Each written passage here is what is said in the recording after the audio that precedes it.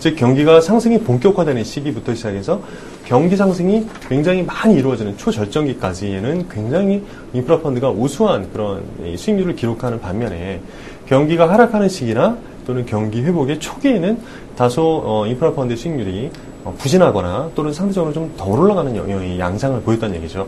따라서 이제 앞으로의 그런 전망이 굉장히 중요할 텐데요. 경기 회복은 작년부터 조금씩 되기 시작했고, 이제 올해부터 본격적으로 경기 회복이 된다라고 우리가 판단을 해본다라고 하면, 올해 이후에 인프라 산업에 대한 전망은 긍정적이다라고 말씀을 드릴 수 있을 것 같습니다. 네, 그렇군요.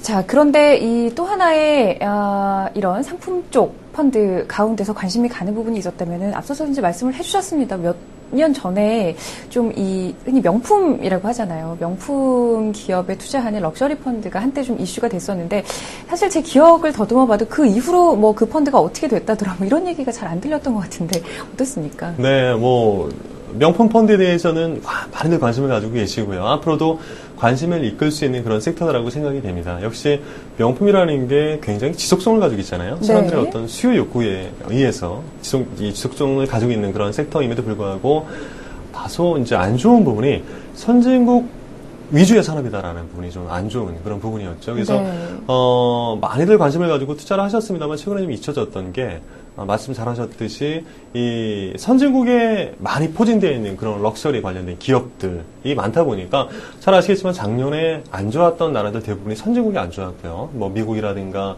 영국이라든가 또는 일본이라든가 이렇게 명품을 많이 생산하는 그런 국가들의 경기가 굉장히 안 좋지 않았습니까? 네. 그러다 보니까 이러한 나라에 있는 기업들도 별로 상황이 좋지 않았고요. 반면에 이제 작년 같은 경우 이머징 시장 회복세가 굉장히 빨랐습니다. 따라서 럭셔리 펀드가 작년 2009년 한 해 동안 이 32.85% 연간 수익률을 기록했는데요.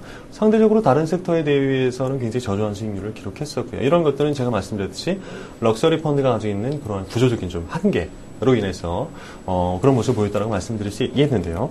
반면에 이제 앞서 말씀을 제가 드렸습니다만 이 럭셔리 펀드의 투자 대상이 이제 주로 명품을 생산하는 그런 기업들이 주로 이제 집중이 되다 보니까 이런 기업들이 사실 과거부터 지금까지 망한 사례가 그렇게 많지 않습니다. 네, 굉장히 지속성을 가지고 있고 앞으로 이런 명품 산업이 성장 발전할 거라는 게 전문가들의 대체적인 의견이기 때문에 이런 관련된 산업에 투자하는 이 럭셔리 펀드의 전망은 향후 이제 경기가 회복되면 회복될수록 나아질 거다라는 게 저희의 생각입니다. 네, 그렇군요.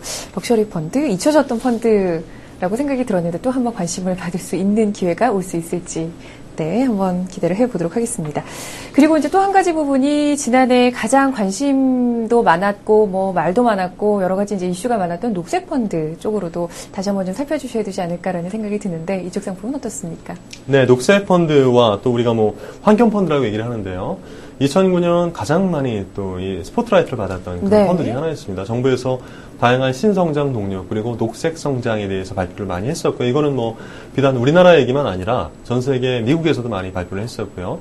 이러한 여러 가지 정책적인 이슈들이 발표가 되면서 관련 펀드가 주목을 받았던 게 바로 이 녹색 성장 펀드였습니다. 반면에 작년 한 해 동안 이 녹색 성장 펀드의 수익률은 20.75%를 기록하면서 굉장히 좀 부진한 성과를 보였었는데요. 작년에 이 녹색 성장 펀드에서 편입을 하고 있는 그러한 종목들이 주로 보면은 아직까지 이 성숙되지 않은 그러한 좀 중소형 기업들이 좀 많다라는 그런 한계를 가지고 있는 그런 이 펀드입니다. 네. 따라서 작년에 상반기에는 양호한 그런 수익률을 기록하는 게 녹색 성장 펀드였다고 하면요. 이러한 정책적인 수혜가 다소 좀 사라졌던 작년 하반기에는 업종 우량주나 또는 대형주 위주의 그런 장세가 연출이 됐습니다. 따라서 작년 하반기 녹색 성장 펀드의 수익률이 좀 안 좋은 그런 모습을 보였었고요. 녹색 관련된 펀드 또는 환경 관련된 펀드가 여러 가지가 있습니다만 대부분이 다 이러한 유사한 모습을 보였습니다. 그래서 워터 펀드니 또는 대체 에너지 펀드니 이런 여러 가지 유형의 환경 펀드들이 대부분 이 녹색 성장 펀드와 마찬가지의 그런 양상을 보이는 한 해였습니다. 하지만 이제 앞으로 보시면은 정부에서 발표하고 있는 여러 가지 정책들, 우리나라 같은 경우는 이제 화면에서 보시면 그린 에너지 산업 성장 목표가 이렇게 굉장히 야심차게 준비가 되어 있고요. 또 세계 각국이 다 마찬가지 이 녹색 성장 그리고 그린 에너지 산업에 대한 굉장히 많은 이 투자안을 가지고 있는 상황입니다. 따라서 이러한 여러 가지 이 녹색 산업 관련된 육성 방안이라든가 또는 정부 정책이 예정되어 있는 이러한 마당에서 우리가 그렇다면 과연 이 펀드, 녹색 성장 펀드나 환경 펀드에 대해서 어떻게 해야 될 거냐라는 것은 자명하다는 얘기죠. 그래서 앞으로 좀 시간이 지나갈수록 이 관련된 펀드, 녹색 성장 펀드나 이 그린 에너지 펀드는 점점 더 주목을 받고 또 양호한 수익률을 가져다 줄 수 있는 그런 펀드다라고 말씀을 드릴 수 있겠습니다. 네. 사실 연간 수익률이 20%면은 낮은 수익률이 아닌데 워낙에 이제 뭐 앞서서 천연자원 펀드라든가 굉장히 높은 수익률을 기록을 했기 때문에 그리고 또 이제 지난해 굉장히 많이 관심을 받았던 거에 비해서 이제 저도 생각보다는 조금 수익률이 높지가 않구나라는 생각을 하게 만드는 그런 부분인 것 같습니다. 네, 맞습니다. 자, 마지막으로 이제 아무래도 이제 경기 회복기에 접어들게 되면은 소비가 늘어나게 되고 그런 이제 그 기대에 따라서 소비재 펀드 또한 좀 관심을 받지 않을까라는 생각이 드는데요. 이 부분은 어떤가요? 네, 우리나라 투자자분들께서 소비재 펀드도 많이 투자를 하고 계시고요. 실제로 이 소비재 펀드는 이 투자되는 시장에 따라서 아까 제가 잠시 이 인프라 펀드 중에서 인도 쪽에 투자하는 인프라 펀드의 수익률이 작년에 괄목할 만한 성장을 보였다고 네. 말씀을 드렸는데요. 이 소비재 펀드 역시 투자되는 시장이 어디냐에 따라서 앞으로 우리가 주목을 어느 시장에 해야 될지가 결정이 될 것 같습니다. 소비재 펀드의 경우 이 선진국에 투자하는 소비재 펀드도 분명 시장에는 나와 있고요. 또 이머징 시장에 투자하는 소비재 펀드도 나와 있습니다. 뭐 다들 캐치를 하셨겠지만 앞으로의 이 화두는 이머징 시장의 소비재 시장이 얼마나 커지느냐에 굉장히 초점이 맞춰져 있습니다. 따라서 우리가 소비재 섹터에 투자를 하실 때, 소비재 섹터 펀드에 투자를 하실 때는 주로 이제 아시아를 위주로 한 이 이머징 시장의 소비재 섹터에 투자하는 게 가장 바람직하다라는 생각이 들고요. 네. 이 소비재 섹터의 경우는 굉장히 좀 장점을 많이 가지고 있는데요. 시장의 변동성 대비해서 이 소비재라는 게 아시겠지만 항상 사람이 먹고 쓰고 이 소비를 해야 되는 그런 업종이거든요. 따라서 이런 업종들은 시장의 흐름에 별로 크게 구애를 받지 않고요. 항상 일정한 패턴의 소비를 보이는 그런 업종이기 때문에 관련된 기업들의 수익이라든가 또는 매출도 크게 변동성을 안 보입니다. 따라서 굉장히 안정적인 수익률을 보여주는 그런 펀드다라고 말씀을 드릴 수 있겠고요. 또 아까 제가 앞서 말씀드렸습니다만 이 이머징 시장의 내수 시장은요. 지금 현재 중국이나 인도 같은 이러한 브라질도 마찬가지고 이러한 시장을 위주로 해서 굉장히 괄목할 만한 성장세를 보이고 있다는 부분이죠. 따라서 이러한 시장의 소비재 섹터에 집중적으로 투자하는 펀드 같은 경우는 굉장히 양호한 그러한 전망을 할 수 있다라는 말씀을 드릴 수 있겠습니다. 그리고 뭐 그래프를 통해서 확인을 해 보셔도요. 작년 1년간 이 소비재 섹터 펀드의 수익률은 굉장히 크게 변동성 없이 양호한 흐름을 보였구나라는 것을 아실 수 있을 그러한 펀드입니다. 네. 자, 지금까지 이제 섹터별 그리고 테마별 몇 가지 분야에 대해서 설명을 해 주셨는데요. 원자재 펀드와 인프라, 럭셔리 그리고 녹색 펀드 마지막으로 소비재 펀드까지 살펴주셨습니다. 아마 이 부분에 대해서 이제 관심 갖고 계시는 분들, 시청자분들께서 지금 아마 눈이 뚫어져라 쳐다보고 계실 것 같은데, 이런 저희 시청자분들께 좀 그 어떤 투자 전략이라고 할까요? 좀 도움이 될 만한 말씀을 간단히 해주신다면 어떤 부분이 있을까요? 네, 이 섹터와 테마 펀드는 아까 앞서 말씀드렸듯이요. 이 기존에 투자하고 계신 대부분의 주식형 펀드나 채권형 펀드에서 얻지 못하는 그런 부가적인 수익을 가져올 수 있는 그러한 훌륭한 그러한 양념 역할을 할 수 있는 그런 펀드입니다. 네.